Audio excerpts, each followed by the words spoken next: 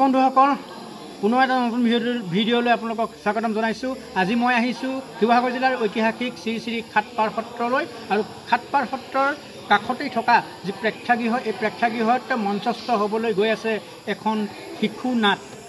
অভিনেতা নাট্যকাৰ উজ্জ্বল খনিকৰৰ ৰচনাৰে আৰু ভাতৃপ্ৰতিম নীলাঞ্জন মহন্তৰ পৰিচালনাৰে মঞ্চস্থ হ'ব শিশু নাট ঔ তলৰ ভূত।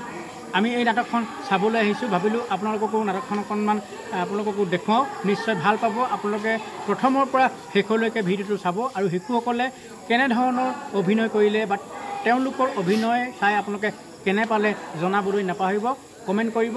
আৰু মোৰ চেনেলটো যদি আপোনালোকে বৰ্তমানলৈকে ছাবস্ক্ৰাইব কৰা নাই তেনেহ'লে ছাবস্ক্ৰাইব কৰিবলৈ নাপাহৰিব।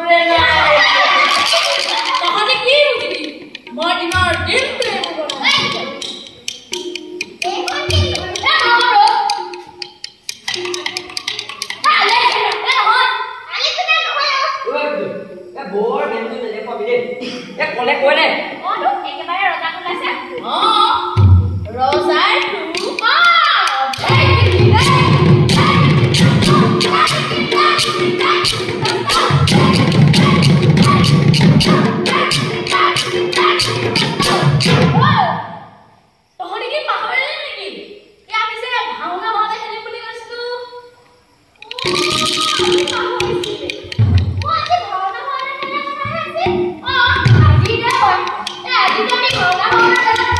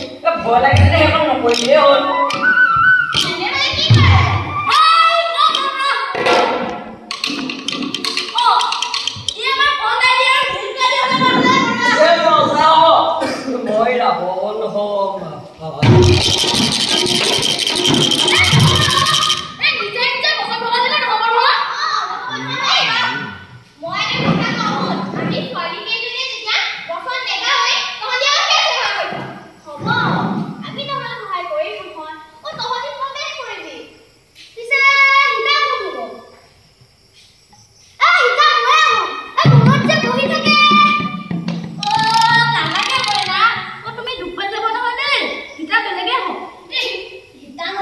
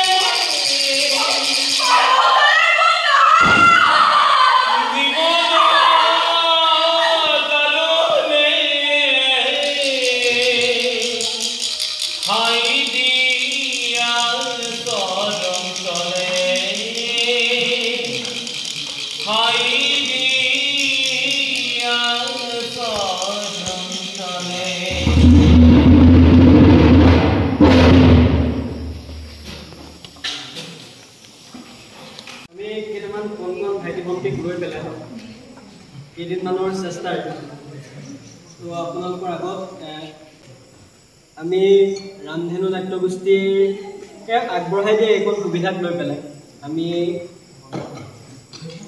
পংকজদাক মাতিছোঁ আহক পংকজদা।